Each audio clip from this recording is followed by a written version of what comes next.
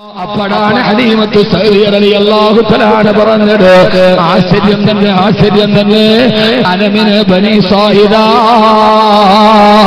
ഞാൻ ബനു സായിദ ഗോത്രക്കാരിയാണ്, എന്റെ ഭർത്താവാണോ ഉദീബിന് സഖീഫ് ഗോത്രക്കാരനുമാണ്. ആകാശലോകത്തു നിന്ന് അനുമതി പ്രകാരമാണ് ഹലീമത്തു സഅദിയുടെ വീട്ടിലേക്ക് ഹബീബായ നബി മുഹമ്മദ് മുസ്തഫ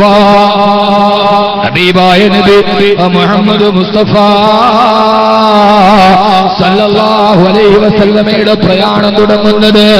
പിന്നീട് എന്റെ പ്രിയപ്പെട്ട സഹോദരങ്ങളെ, പറഞ്ഞുപോയാൽ അനുരാഗത്തിന്റെ വിവരണം ഇങ്ങനെ അത്ഭുതകരമായി ആശയത്തിന് പിടികൊടുക്കാറ് അത്ഭുതകരമായി നടന്നു പോകുമ്പോ പറയേണ്ടത് പറയാൻ നമുക്ക് കഴിയാതെ പോകും. അല്ലാഹുവേ, മനസ്സിലാക്കാൻ തൗഫീഖ് നൽകണേ അല്ലാഹ്. നമുക്ക് ചിരപരിചിതമായ മക്കയിൽ നിന്ന് 80 കിലോമീറ്റർ അകലമുള്ള ബനു സായിദ ഗോത്രത്തിന്റെ ഗ്രാമാന്തരീക്ഷത്തിലുള്ള ഹലീമത്തു സഅദിയയുടെ വീട്ടില് അല്ലാഹുവിന്റെ റസൂലിനെ താരാട്ട് പാടുമ്പോ ശൈമാ എന്ന പേരുള്ള 6 വയസ്സുള്ള ഹലീമത്തു സഅദിയ റളിയല്ലാഹു അൻഹയുടെ മോള് ഹബീബായ നബി തങ്ങളെ താരാട്ട് പാടുമ്പോ ആ സമയത്ത് താരാട്ട് പാടിയ പാട്ടേരാ. കൊച്ചുകാലത്തിലെ കളിത്തൊട്ടിൽ കിടക്കുമ്പോ ശൈമാ എന്ന പേരുള്ള 6 വയസ്സുള്ള ഹലീമത്തു സഅദിയ റളിയല്ലാഹു അൻഹയുടെ മോള് അല്ലാഹുവിന്റെ റസൂലിനെ താരാട്ട് പാടിയ താരാട്ടേതാ. യാ റബ്ബനാ അബ്ഖി അഖി മുഹമ്മദാ ഹത്താ റആഹു നാഫിഅൻ വ അംറദാ ഹദാ അഖുല്ലി ലം തലിദുഹു ഉമ്മി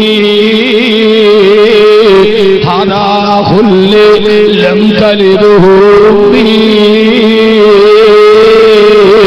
ഹലീമത്തു സഅദിയയുടെ 6 വയസ്സുള്ള ശൈമാ എന്ന പെണ്ണിന്റെ പാട്ടാണിത്. ഈ കളിത്തൊട്ടിൽ ചന്ദ്രനമുഖത്തെ പോലെ നാണിക്കുന്ന പ്രശോഭനയോടെ കിടക്കുന്നതാരാ? ഇതെന്റെ കൂടെ പിറപ്പാണ്. അല്ലാഹുവിന്റെ റസൂലിന് കൂടെ കളിക്കാൻ ഒരാളില്ലാതിരുന്ന അനാഥത്വത്തിന്റെ കാലഘട്ടത്ത് അങ്ങനെ ഒരു പെൺകുട്ടി താരാട്ട് പാടുകയാ. ഇതെന്റെ കൂടെ പിറപ്പാണ്. പക്ഷേലം തലിദുഹൂമ്മി, ഇതെന്റെ ഉമ്മ പ്രസവിച്ച സഹോദരനല്ല, എന്നാൽ എന്റെ സഹോദരനാണ്. ഒരു ഉമ്മ പ്രസവിച്ചതല്ലെങ്കിലും എന്റെ സഹോദരനാണ്. അങ്ങകലെ വരുന്നവന്റെ മനസ്സിൽ പോലും ആനന്ദമായി കടന്നുകൂടൂ ആദരവായ പ്രവാചകൻ നബി മുഹമ്മദ് മുസ്തഫ സല്ലല്ലാഹു അലൈഹി വസല്ലമ. ഇവിടെ നിന്ന് നമുക്ക് തുടങ്ങാം ഈ നിയോഗത്തിന്റെ പൊരുളുകളിലേക്ക്. ആ പ്രവാചകന്റെ നിയോഗം പിന്നെ തൊട്ടിലിൽ നിന്ന് പിന്നെ കൗമാരത്തിലായി, കൗമാരത്തിൽ നിന്ന് യൗവനത്തിലായി, യൗവനത്തിൽ നിന്ന് പ്രബോധനത്തിലായി, പ്രബോധനത്തിൽ നിന്ന് പ്രതിസന്ധിയിലായി, പ്രതിസന്ധിയിൽ നിന്ന് പ്രകോപനത്തിലായി, പ്രകോപനത്തിൽ നിന്ന് പിന്നെ ദശാസന്ധികളിലായി, ആ പ്രതിസന്ധിയിൽ നിന്ന് പിന്നെ വിജയത്തിലേക്കായി, വിജയത്തിൽ നിന്ന് പിന്നെ ത്യാഗത്തിലേക്കായി, ത്യാഗത്തിൽ നിന്ന് പിന്നെ വിയോഗത്തിലേക്കായി. നാളെ അവസാനിക്കുമ്പോൾ നമ്മൾ അവിടെയാണ് എത്തുന്നത്. അല്ലാഹുവിന്റെ പ്രവാചകൻ നബി മുഹമ്മദ് മുസ്തഫ സല്ലല്ലാഹു അലൈഹി വസല്ലമ അന്ന് മുതലേ നിയോഗമാണ്. ആരെന്നെയുമോ ഏറ്റവും നല്ല പിതാവായി, ഏറ്റവും നല്ല ഭർത്താവായി, ഏറ്റവും നല്ല അയൽക്കാരനായി, ഏറ്റവും നല്ല ഉടമയായി, ഏറ്റവും നല്ല സൈന്യാധിപനായി, ഏറ്റവും നല്ല നേതാവായി, ഏറ്റവും നല്ല ഇമാമായി എല്ലാം മാറി നബി മുഹമ്മദ് മുസ്തഫ. ഹബീബായ നബി മുഹമ്മദ് മുസ്തഫ പോരാ, ഹബീബായ നബി മുഹമ്മദ് മുസ്തഫ സല്ലല്ലാഹു അലൈഹി വസല്ലം നബിയെ ഞങ്ങൾ ആരംഭിക്കുകയാണ്.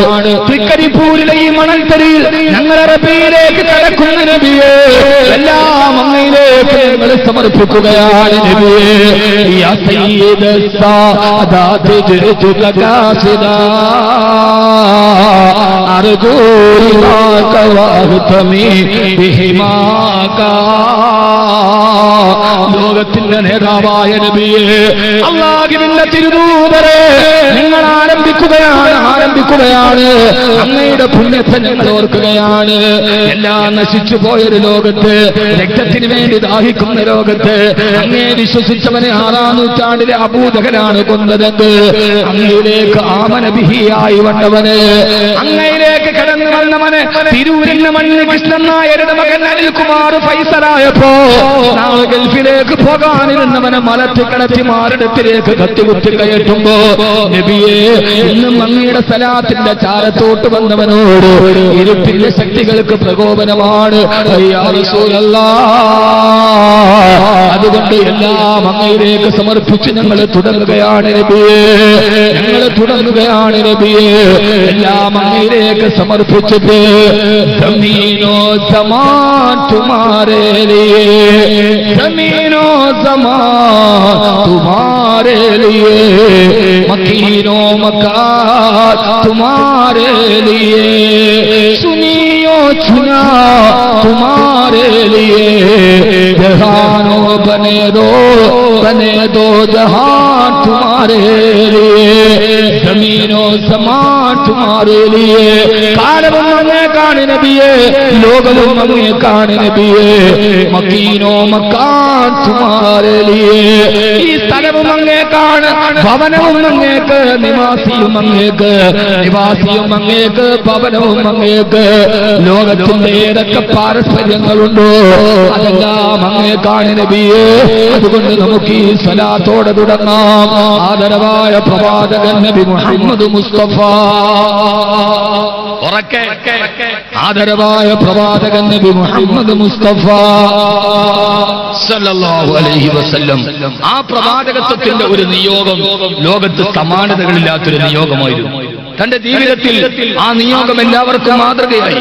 ഭാര്യയ്ക്ക്, ഭർത്താവിന്, ഉടമയ്ക്ക്, തൊഴിലാളിക്ക്, മുതലാളിക്ക്, മകന്, പിതാവിന് എന്ന് വേണ്ട അല്ലാഹുവിന്റെ റസൂൽ നമ്മുടെ ജീവിതവുമായി സംവദിക്കുകയായി. ഇൻഷാ അല്ലാഹ് നമുക്കതിന്റെ ഓരോ ഭാഗങ്ങൾ ചർച്ച ചെയ്യാം. അല്ലാഹു തൗഫീഖ് നൽകട്ടെ. ആമീൻ പറവാൻ ശർമാരെ.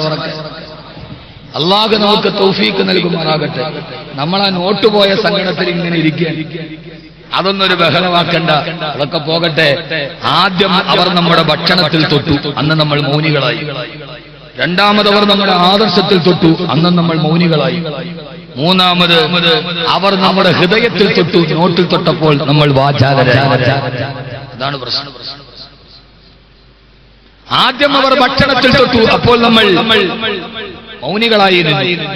രണ്ടാമതവർ ആദർശത്തിൽ തൊട്ടു, അപ്പോഴും നമ്മൾ മൗനികളായി. മൂന്നാമത് അവർ നമ്മുടെ ഹൃദയത്തിൽ തൊട്ടു, അപ്പോൾ നമ്മൾ വാചാലരായി.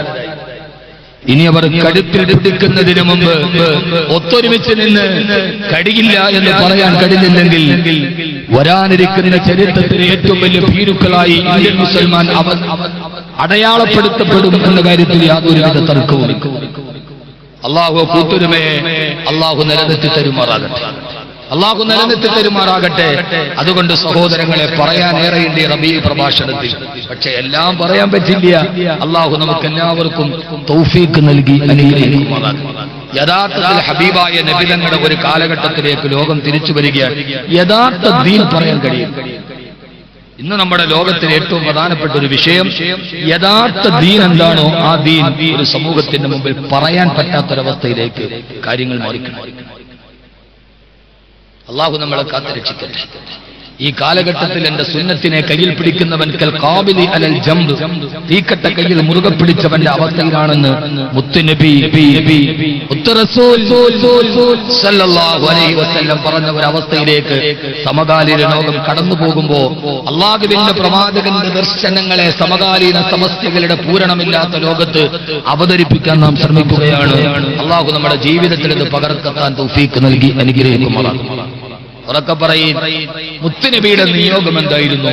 ആ നിയോഗം ഒരു ഭർത്താവായി, ഒരു പിതാവായി, ഒരു മകനായി, ഒരു നേതാവായി, ഒരു സാമ്പത്തിക പരിഷ്കർത്താവായി ഒക്കെ അല്ലാഹുവിന്റെ റസൂലായിട്ട്. പ്രവാചകന്റെ സാമ്പത്തിക ശാസ്ത്രം ഇപ്പോഴത്തെ ലോകത്ത് വലിയ പ്രസക്തമാണ്. ഖുർആൻ പറഞ്ഞതാണ് ശരി. വലാ തുഅ്തു സുഫഹാ അംവാലകും അല്ലത്തി ജഅലല്ലാഹു ലക്കും ഖിയാമ. ഒരു സമൂഹത്തിന്റെയും ഒരു ജനതയുടെയും അടിസ്ഥാന പ്രമാണമായ സാമ്പത്തിക വ്യവസ്ഥയെ